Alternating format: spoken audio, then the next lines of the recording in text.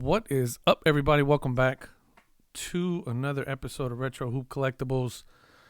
Got a pretty interesting video today. Not my usual PSA video. It's actually a good one. They did something good that I don't think that they talked about enough.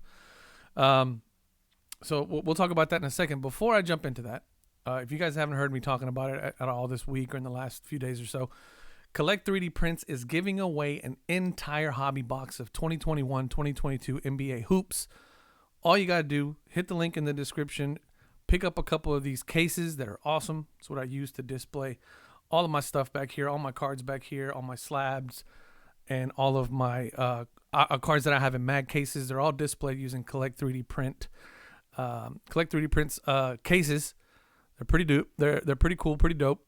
All you got to do is buy one, and for every $1 that you spend, you get an entry to win a hobby box. And at the end of this week, on the 21st, the giveaway closes. We pick a name the next day, and you get a free hobby box, which is pretty good. So check them out. Link is in the description.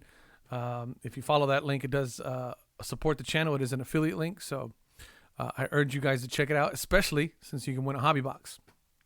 So that's pretty dope. So let's get into PSA. I want to talk about a little bit. They've been pretty vocal about posting, some of these stats that they've been talking about, how many cards they graded in December and all this other stuff.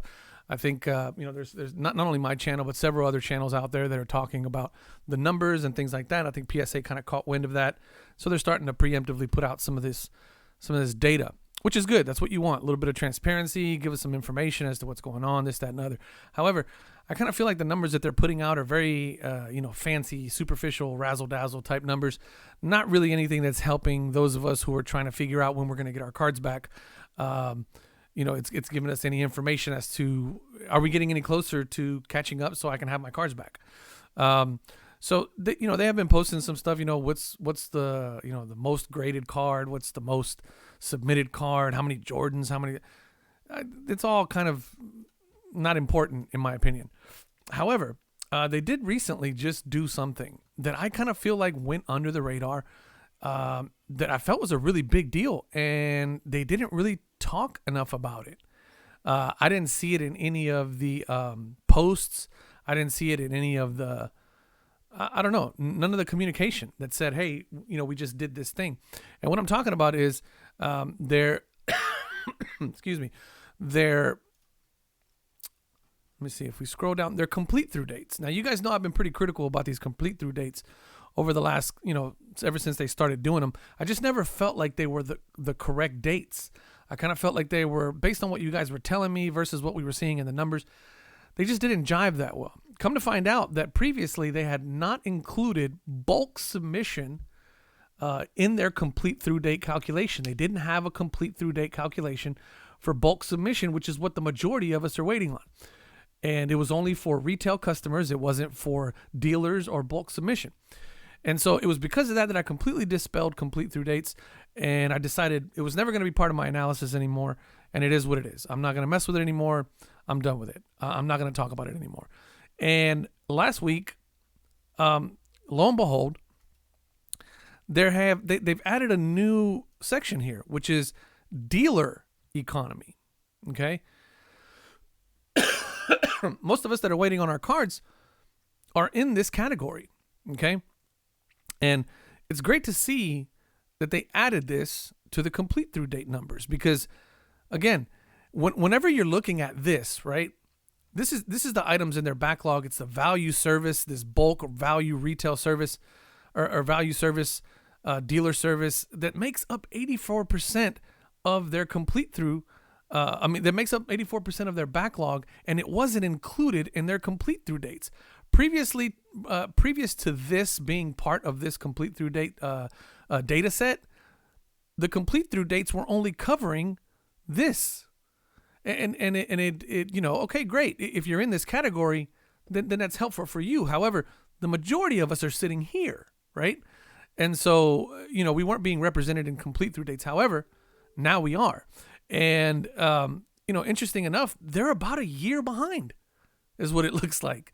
right? So right now they're looking at orders from March 2nd to deliver, and that's kind of where mine is. Mine is in that realm somewhere. I think my check-in date was like March 21st or March 18th or something like that. Even though they've had my card since January, I think it was like 18th or 19th. It might be the birthday tomorrow. We have to celebrate. But, it's good to see that they're adding this bit of information here that wasn't there previously.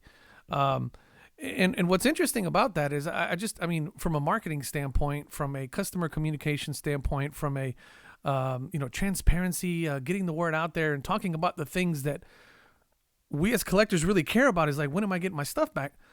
You figured they would have made a pretty big deal about this, and I just didn't see it posted anywhere. Luckily, you guys are amazing, and somebody pointed that out to me. Said, "Hey, there's a dealer economy piece in there now," and so I was happy to see that. I was happy to see that it was part of the deal. But I mean, this is great.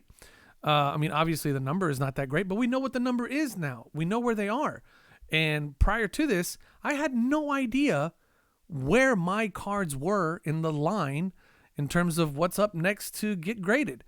Now I know. Now I know that, hey, they're getting pretty close to seeing, they're getting pretty close to the date in which my cards were checked in and put into the process. So, this, even though I'm still upset about the fact that they've had my cards for over a year, at least now I know something, right? And we can all, I guess, take a look at these dates now and start to follow them a little bit better. But, it's just, it's that kind of things that, those type of things that really bug me about PSA. You'll tell us how many cards you graded and shipped, and, you'll tell us how many of them was basketball, and you'll tell us who was the most graded and all this other stuff. But you're not going to tell me that you've added a piece of valuable information to your communication with your customers that is going to allow me to at least get some peace of mind as to when I'm going to get my cards back. You're not going to say anything about that? Doesn't make any sense. I mean, it's great that they added it, but like, geez, man, say something. You know what I mean? So, those are the types of things that, I don't know, man. Like, I think this is like dog and pony show type stuff. Like, I don't care. I mean, it's great. It's good for, debate. If I was that type of content creator where I wanted to talk about, this kind of stuff, then yeah, it makes for good conversation, I suppose. Man, but ultimately, I just want to know where my cards are, I don't know. What do you guys think? I think, I think it's great that they're adding some more information. It's part of their New Year's resolution, right? To be a little bit more transparent and give us more information. And it seems like they're on the right path there. Kind of sucks a little bit to know that they're still in March of last year. Here we are coming up on midway through January, about to get into April. And, hopefully we'll see some movement in that pretty soon. But I don't understand the thinking over there. And I really would have liked to, I really would like to have seen them make a big deal about that, because that's important. So let me know what you guys think down in the description. Again, don't forget that Collect 3D Prints is giving away a whole hobby box. A whole ass hobby box. Every $8 that you spend, you get an entry, and you get an opportunity to pull some pretty dope rookies. So check them out. Again, if you like this kind of stuff, hit the link. Hit the subscribe button, like button, all that good stuff. Share it with your friends. As always, I love y'all. Appreciate y'all. Peace.